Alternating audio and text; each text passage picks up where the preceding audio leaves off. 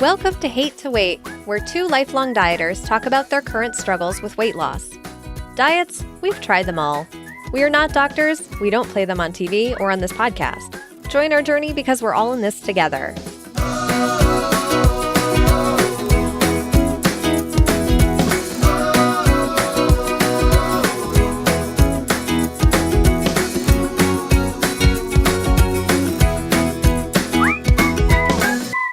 Hello, Emily. Hello, John. You know, back in, I don't know how long. It's been years now. I think it was a YouTuber that made a YouTube video saying, thanks, Obama. Thanks, Obama. Now that my ice cream just fell off my cone. Thanks, Obama. Yeah. I want to change that and update it to go, thanks, COVID. Thanks, Corona. I can't get chicken in the grocery store anymore. Thanks, Corona. They're all out of tapioca pudding. Thanks, Corona. Are they actually out of tapioca pudding? Hey, they were for a long time. Oh, man. I just got an order, and I'm not going to say that one or two of them didn't fall into the cart this time. That's a whole nother story. But why don't we had a great question right before we came on from Don in our group. So Don came into our chat room. We usually John posts the video before we go live in our Hate to Wait discussion group. And so the chat room is available before we even come on. So if you guys ever have any questions you want us to answer on the show, head on over to the Hate to Wait discussion group and put them in the comments like Don did. So we're going to read Don's question. He says, so I've been listening to you guys and several others in the IF ring. Learn something here and learn something there. I hear you guys say that you cannot have any sweetener in your tea or coffee or it will trigger an insulin response and end your fast, if I am correct. Just wondering where you heard that from. So to stop there, this is information that I've gotten from Jen Stevens. She wrote Delay, Don't Deny. That was the book that I really read to learn about how to do IF. And it was the system that worked for me. She says during your fast, and this is intermittent fasting we're talking about, where I fast for 18 hours a day and I have a 6-hour eating window. And I started with a 16-hour fast and an 8-hour eating window. So during that fast, it means you can't really have any food or beverages or anything with calories. And everybody who does intermittent fasting does it differently. And as you heard, I have the different hourly schedules. Some people do different days that they fast and they don't fast. Some people have a much shorter eating window as well. So everybody does it differently. So the insulin response thing, though, the reason why I like that and why that makes sense to me was because when reading Jen Stevens's book, she talks about a study that they did with rats where even giving the rats sucralose or a sugar substitute, an artificial sweetener with no calories in it, the rats still produced in their brain that insulin response. And that's what takes you out of fasting mode. And that fasting mode is where your body is sort of healing and losing the weight. And this is all according to Jen Stevens. Again, we're not doctors. I'm just sort of passing information on and answering the question. So that's originally where I heard that. And by the way, all the links for those will be in the show notes. So make sure you check that out on your app. And I'll link to Jen Stevens and her book and her Facebook group. She has the Delay, Don't Deny Facebook group for intermittent fasting. It's wonderful. She also does the Intermittent Fasting podcast. So I'll link to that in the show notes. Okay. And then he also said that they said that he should take, this is from someone that he is following, that he should take some time off, like one day a week, and then eat breakfast, lunch, and dinner. So, and it's brought me back to way back in the day when I bought the 4-Hour Body book by Tim Ferriss. And you would eat low carb, and then you would have a cheat day once a week. And I stopped following that because, first of all, as a binge eater, you can't give me a cheat day. I've noticed that too. Yeah. I can't do that either. Because once it doesn't turn into a cheat day, it turns into like a cheat couple days. Or even if I could rein in the cheat day, I would eat so many calories and go on such a binge that I would completely wreck what I did the week before. So I had to stop. I didn't have the discipline to do what Tim Ferriss was doing. Also, the book, now listen, this is just my experience with that book.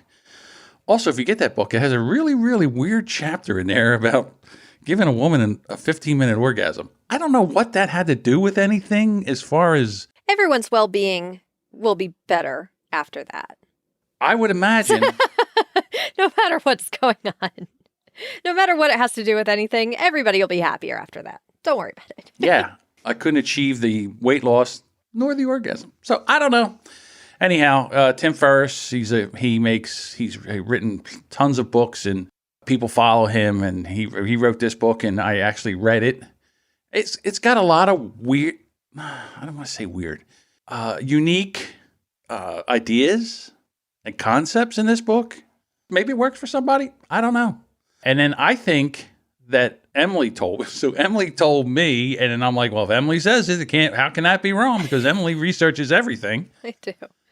But that's the thing. I've noticed it with me. I noticed that my weight loss has been consistent because I fast that way. And it's one of those things I haven't tried adding an artificial sweetener to see if maybe I'm wrong about that. So that's really what it comes down to. And what I think after 97 episodes of this podcast, we're just tweaking things and trying different things. And for me right now, I like following this one path. I like following the Jen Stevens way because she laid it all out. If I had a question, I knew where to find an answer.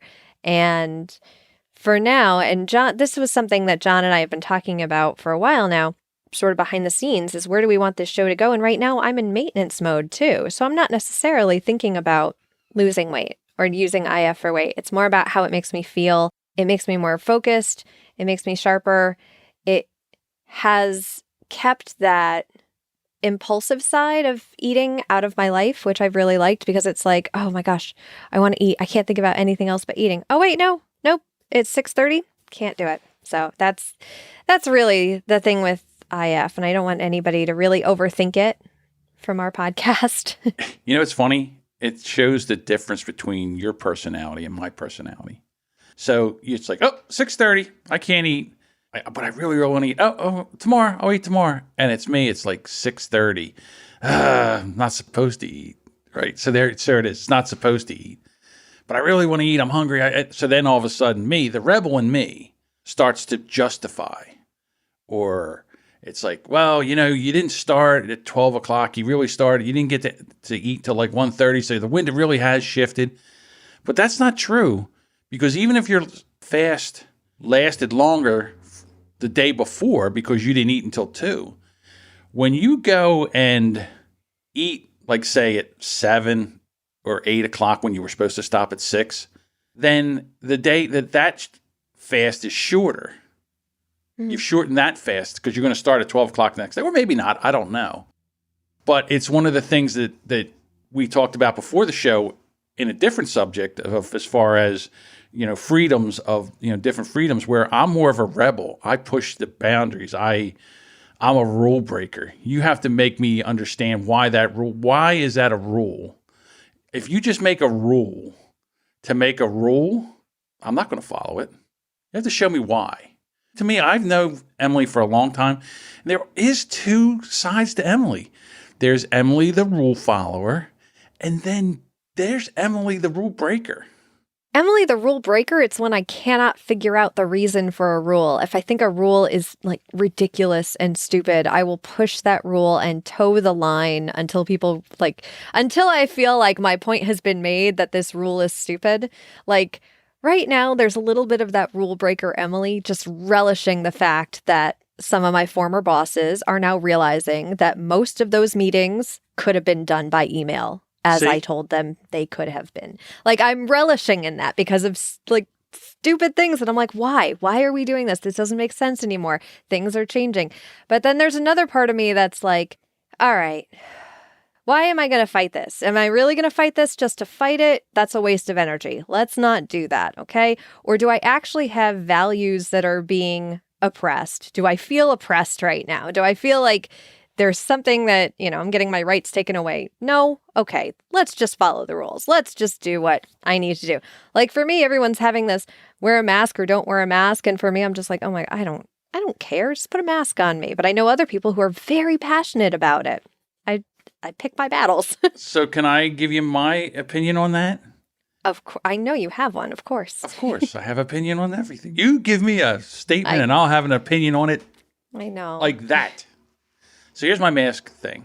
if you think wearing a mask will help you or is better for you, then wear a mask.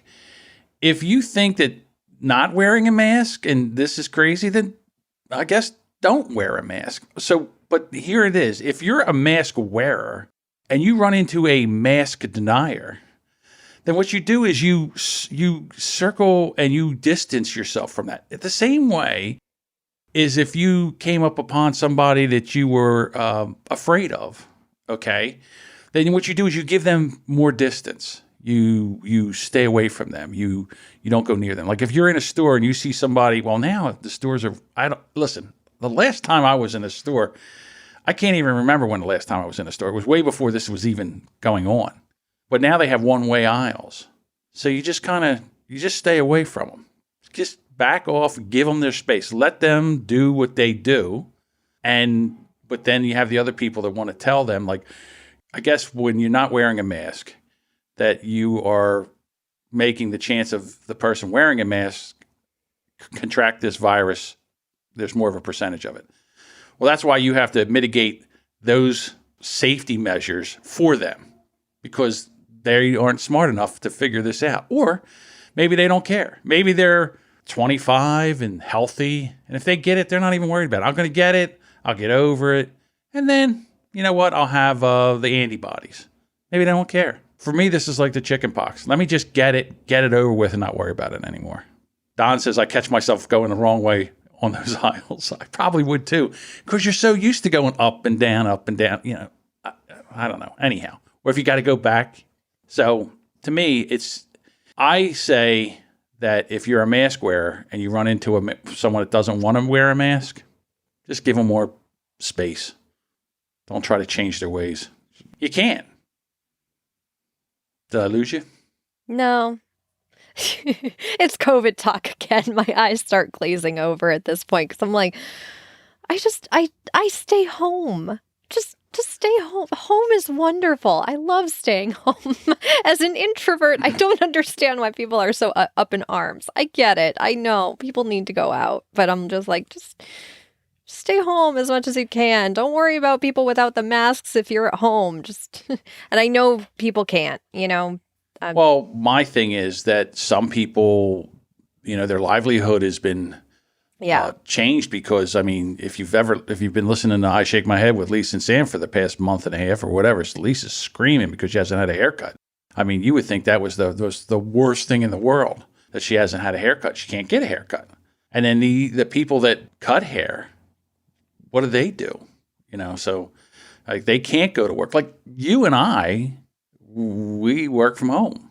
Yeah, that's another thing is I realize that I have no right to complain about anything. I have a very, my life wasn't as affected as a lot of other people's lives. I understand the privilege that I have right now, working from home, having a husband who can also work at home, who has health insurance that I'm on and my family's on. We're very, very lucky right now. And so for me to complain about anything right now, I mean, and you look at things like the statistics of domestic abuse that has gone up considerably, and that breaks my heart. And I sit there thinking, what do I have to complain about? I go to bed loved, safe, protected, healthy every single night. Yeah. I got nothing that I really don't. And it's something that I feel like a lot of people are doing right now. I've heard people refer to what's going on right now as the Great Reset, where we are all getting so in touch with our values and what's really important to us and checking our privilege, really. And the people who are complaining, it's because you look at some of their complaints sometimes, or even they look at their complaints and realize, wait, what?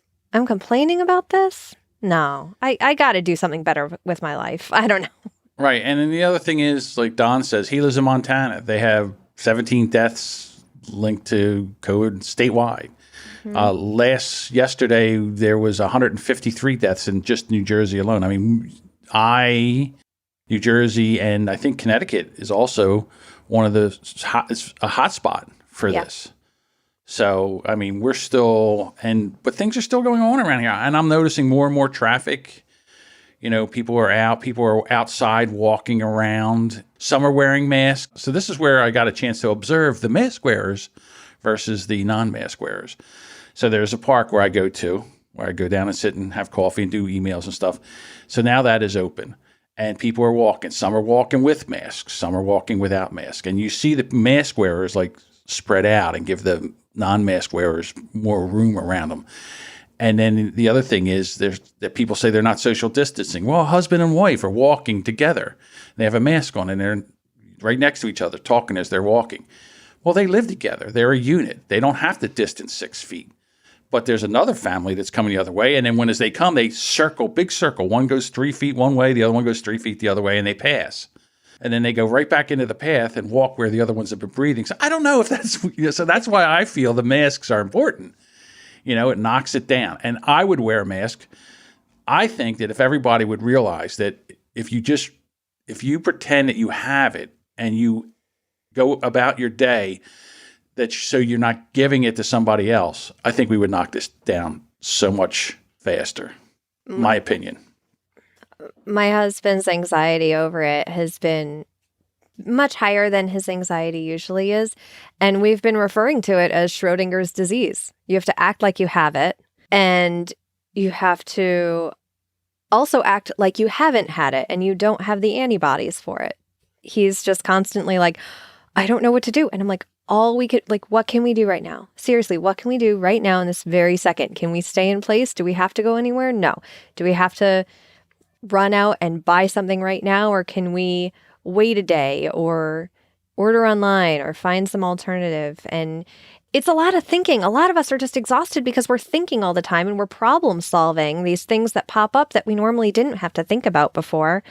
And yeah, it's just tough. And there's another thing about, what I'm eating in my diet as far as pasta and cereal and stuff like that, because I can't get other things, where I feel more swollen. I feel that whatever it is, maybe it's wheat. I don't know. I've noticed I'm getting a lot more salt and I'm bloating. That's what I'm noticing. Yeah. So same thing here. Mm-hmm. We were talking earlier about, maintaining. And, Emily's lost weight and she's in a maintenance mode. And I really haven't lost enough weight yet. I should not be in maintenance mode. But to be honest with you, until things can kind of level out, and because this was a shock to everybody. I mean, boom, all of a sudden, everything shut down. This has never happened before. We're still talking about it. It's May. And I figured we would be talking about it for maybe 4 episodes, 5 episodes at the most. It's been 8 at this point that we're just talking about it. Yeah, it's such a shock. And I think, because it's such a shock, we're still resetting as a society on how to get things. And again, right now, you don't know, supply lines are breaking down. So you're nervous about that. And is that going to happen? And one of the reasons, if you're watching us live or you watch us in the group later on, I have a background with like yellow and flowers and everything, because it's like spring is sprung, a new beginning. And, I hate to use this term. This is the new normal. Yeah. So yeah. I don't know. So kind of right now, a wait and see or an adjustment mode to try to figure out what I can do with the circumstances that I have. Like, I just didn't rip the Band-Aid off and say, well, that's it. We're all going to die. I'm going to Taco Bell. I'm getting tapioca. I'm getting all the ice cream.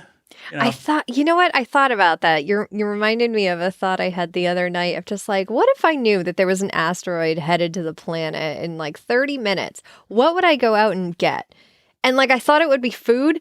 It was a pack of cigarettes. I would happily just sit there with a pack of cigarettes. Oh my, that. That would be what if I knew that was it and I fully gave up, I'd go straight for, and I'd get Marlboro Milds, which is a cross between menthol and Marlboro Reds, I think. They're disgustingly amazing and I miss them.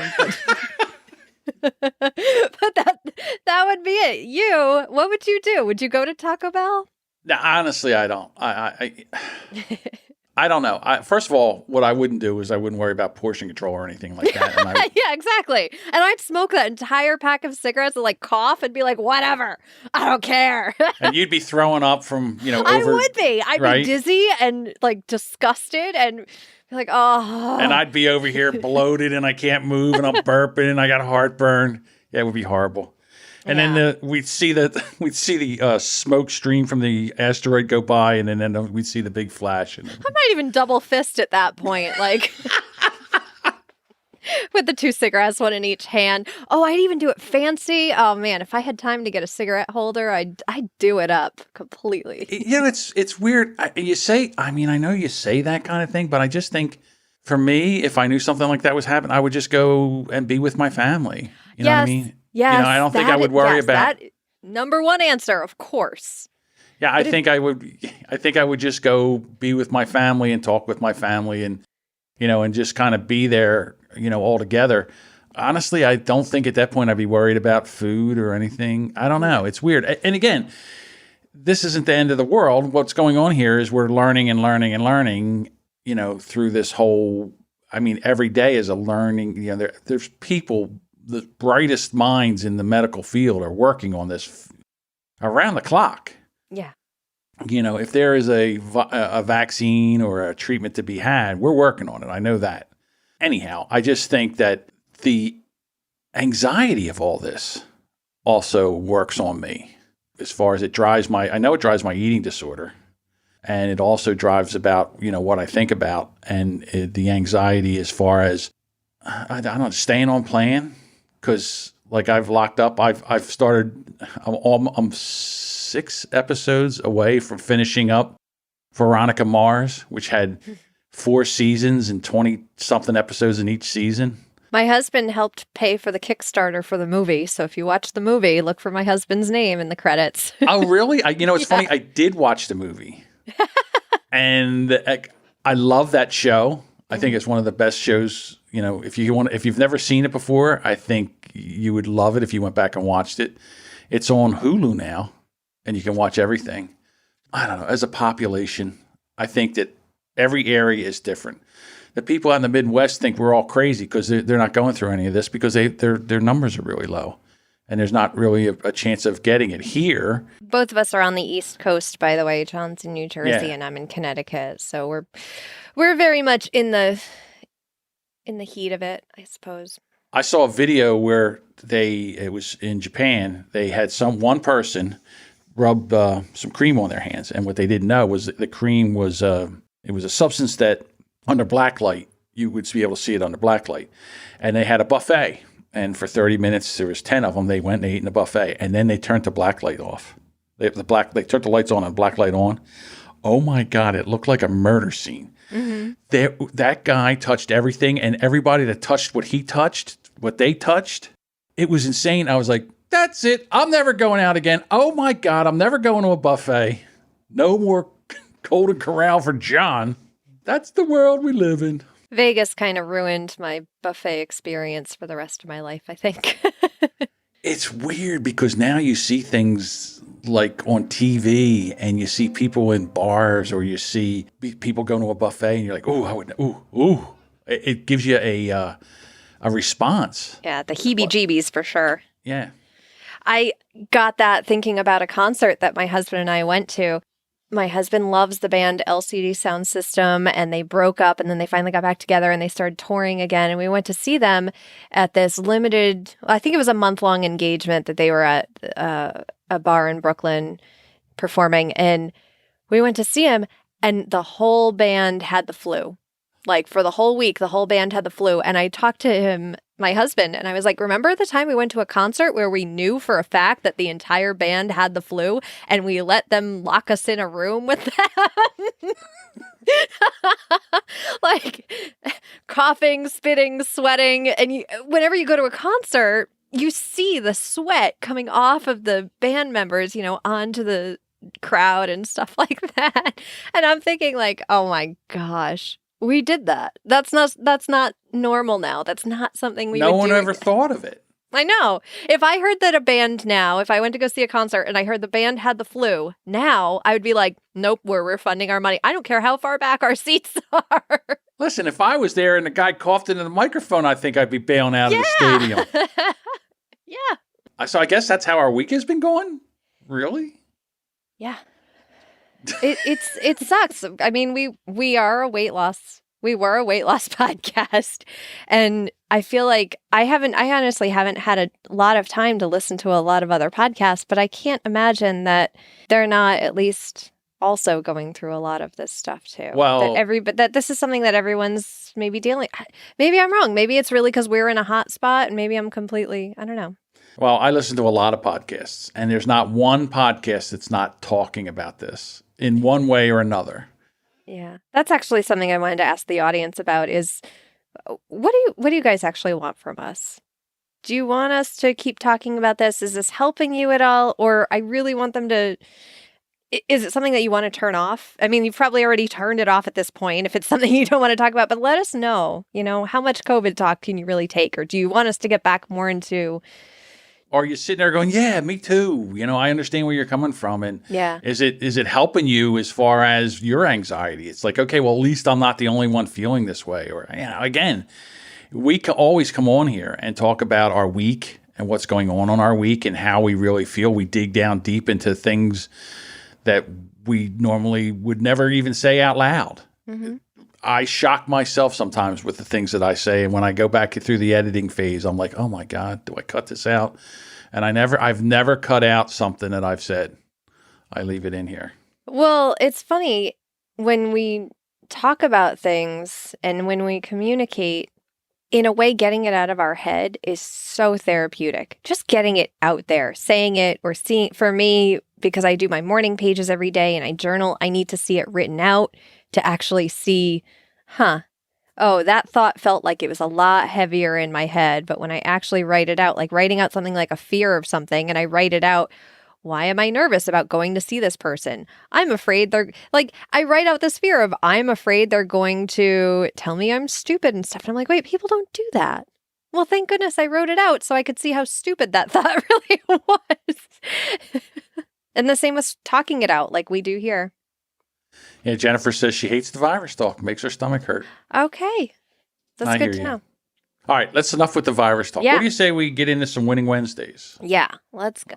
All right. Winning Wednesday, Winning Wednesday, Winning Wednesday, Winning Wednesday, Winning Wednesday. All righty. Ingrid says, I lost 3 pounds. Sarah did a virtual 5K today and ran the whole thing. First time in a few years. That's awesome.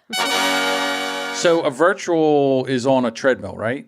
Wouldn't it be? Either on a treadmill or I'm sure she can clock her because she's showing her smartwatch. So it could be that it's. Or she ran outside and while others were running outside and she did a 5K in her area. A virtual 5K today. Yeah, maybe just in her area. So that's awesome, Sarah. Let us know how that went. That's Very so cool. Mary Jo says, I lost 2 pounds, also ran a 5.5K without stopping. Everybody's out running. I know. Joanne says, after putting on 9 pounds since lockdown, mainly consisting of binge eating, I'm disgusted with myself. But I've dusted myself down and rejoined Slimming World and had my first group meeting in Zoom tonight. This has helped me reboost and start again. Wish me luck. Yay! Oh, best of luck. That's awesome. Yeah, I'm right there with you. The binge eating and... But she took responsibility and she took control. Yes, she That's did. Great. She didn't just go, thanks, COVID. Yeah. Veronica says, I decided no social media until I do my workout. Talk about incentive. Ooh. That's a little tasty that's a little tasty bit of encouragement. What's the word? Thank you. God, I can't think of words right now. Whew. Did I give it a doot? Just in case I didn't. Oh, man. I do that with morning pages. I really wanted to get myself into the morning pages habit. And the way I did that was say, we have to do morning pages before I go on social media. My brain can't be a jumble of thoughts before I'm unleashed on the internet. I might have to take my phone and put it somewhere in the bathroom or something. So because as soon as I wake up, I grab the phone and I start looking at things. I had to drop that habit. That stressed me out. I realized that was the trigger for me, like an early morning trigger. And I would get out of bed and already be anxious for the day. Like I had to stop. All right. There we go. Monica says it's my 19th day in a row of exercise. My muffin top is starting to deflate. Nice. And Sarah says, it's Wednesday. She still gets a doot. Yes, she does.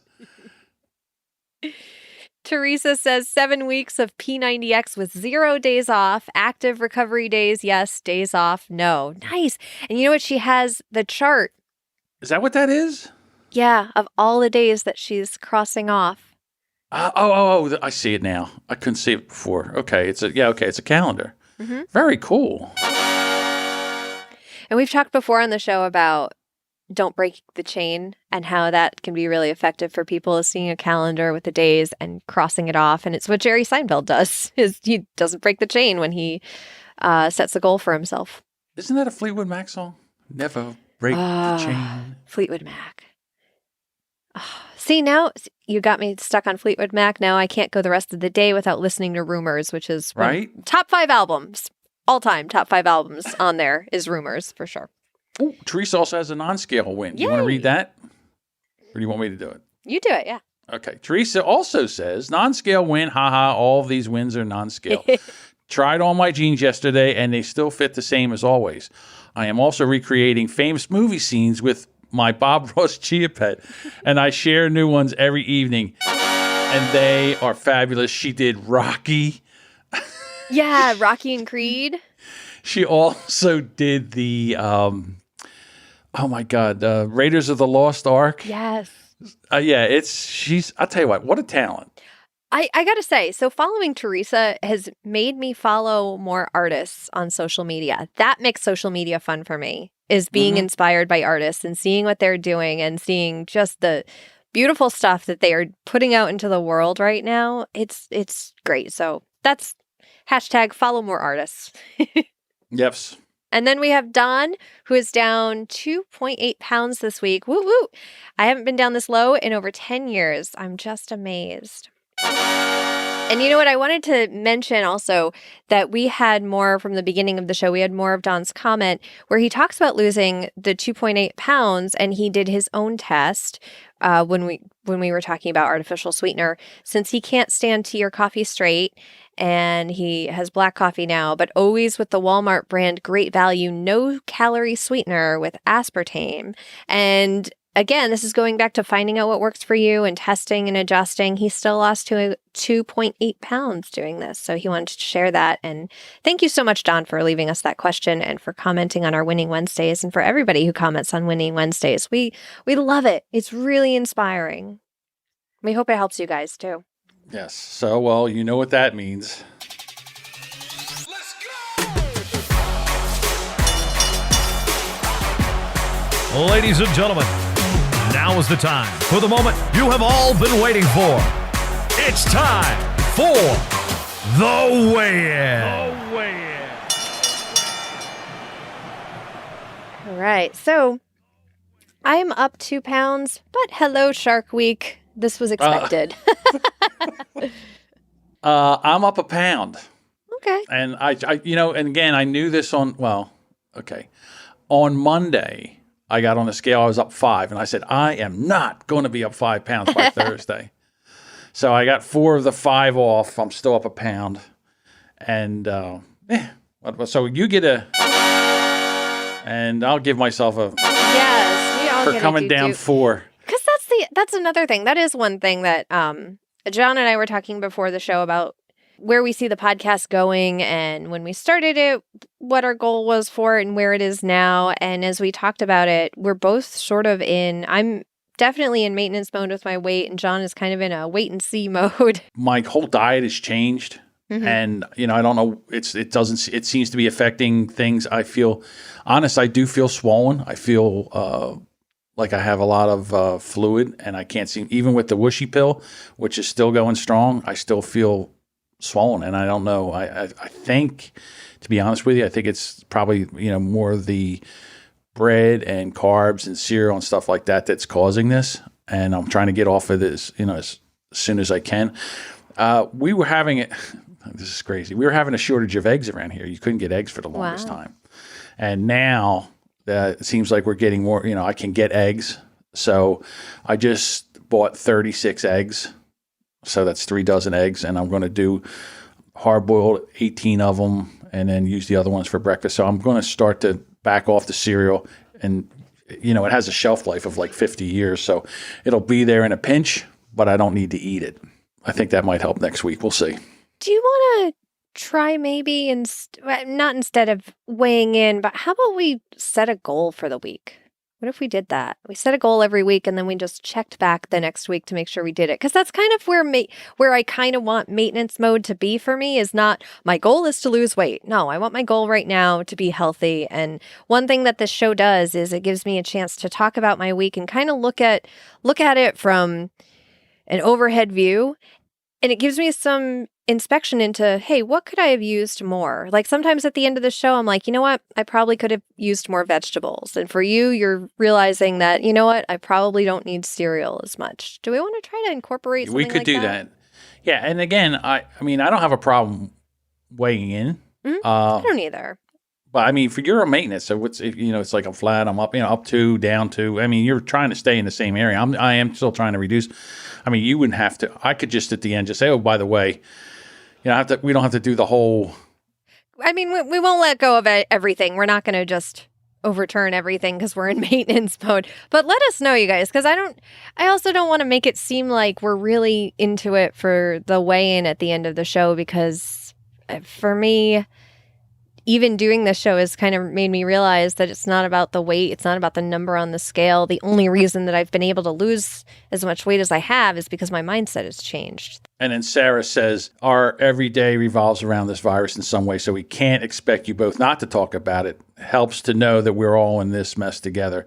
Yeah, I mean, it's Jennifer makes her stomach hurt. Again, I don't know what to do. We come on here and we talk about, how the environment, what's going on in the world kind of affects us in the way of weight loss. And I can't think of anything that would affect us, that has affected me more than what's been going on. So, it basically is what it is. I mean, I used to watch the press conferences.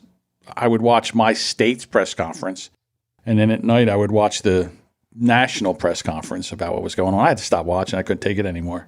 It's so combative. It's ridiculous.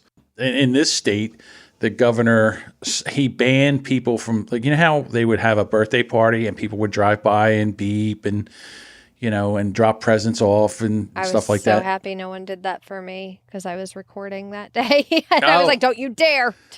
Okay. Well, the governor's, he outlawed it. And there was such a backlash. He's like, okay, all right. But that's okay. So going back to the rule breaker thing, see, that would be a rule that I'm like, why? Aside from pissing off podcasters, I get that the world does not revolve around us and our recording schedule. So with that rule in place, I would actually, good. See? I would rebel against that one. That's the one where I'd be like, fine, I won't beep the horn, but I'll drive by with a button that beeps or something. I'll wave vigorously. Yeah, but I won't. Exactly. I might even wave with both hands. I might stop. Yeah, when I do break rules, it's not even breaking rules. It's just like, oh, you're going to put this stupid rule in place? Oh, watch me play with it. Yeah. I'll make you sorry you ever even thought of making this rule, because I will dance around this rule. Yeah, that's me. Yeah. All righty. Well, Emily, I think we've said it all. I think we've talked about all the things. And we had such a good time. Thank you to everybody in our chat. Don, for giving us that great question to start off the show with. That was awesome. And, like I said, we are, we're all getting through this in our own way. The people that have had to work through this whole thing, my daughter works at Amazon, and she's been working, crazy, crazy shifts. Now she's making good money, and they gave her $2 an hour. And so, and I worry about her every day. But she's 19 and healthy. Oh, I almost forgot this. She bought a Fitbit, okay? And she went and she worked her shift. I'm going to take a stab at how many steps she did in a shift. It was a 12-hour shift. 12-hour shift. Yeah, take a stab. 15,000. 44,000 steps. Wow. And 26 flights of stairs. Oh, my gosh. And I said to her, wow. And she goes, yeah. She goes, I'm ripped. I would have loved to know. I wish we had Fitbits or better pedometers when I used to work at Carvel in the summer, because I would have a 5-hour shift, and our feet at the end of a 5-hour shift of an ice cream place in the summer is just insane. All right. So I'm going to take liberty. and I'm going to recommend a podcast. And normally I don't do that. We don't do that here. Oh, we do it all the time. What are you talking about? Okay. All right. So it's out there. It's no longer they're not making new podcasts, but it is a great podcast. It's called the Classy Little Podcast. Oh, Jesus, John. And it's with Emily and her co-host. What's his name? James. I'll tell you, there was one that she did on ice cream where she talks about her days in Carvel. I learned so much about ice cream on that episode. It is funny, it is quirky, it's informative. If you love this show, go download the Classy Little Podcast and tell me I'm wrong. That's all. Just come back and tell me I'm wrong. It's out there. I think you guys would enjoy it. Oh, so thanks, John. That's actually my first podcast. We were talking about how it was almost 5 years ago that I started that show. So thanks, John. Thanks for listening to I still listen to old episodes too. That really was I just remember having so much fun learning to podcast by doing that show. That's all I listen back to now. I don't listen back to it and get angry anymore or sad. I'm just no, I had so much fun learning podcasting by doing that show. Yeah. Yes, they drank wine, ate cheese, and talked about a subject. It's the best way to learn. Yes, it is. All right, everybody. Thank you so much. Listen, if you want to join us and come into the group, the Hate to Wait group, we would love that. Also, if you have friends that are looking for a podcast to listen to, just tell them about it. Just mention it that you might like this podcast. It's two people that are doing intermittent fasting and Clubhouse. A clubhouse, we were called. A weight loss clubhouse podcast. All right. Thank you so much. And we'll be back here next week. Later, waiters.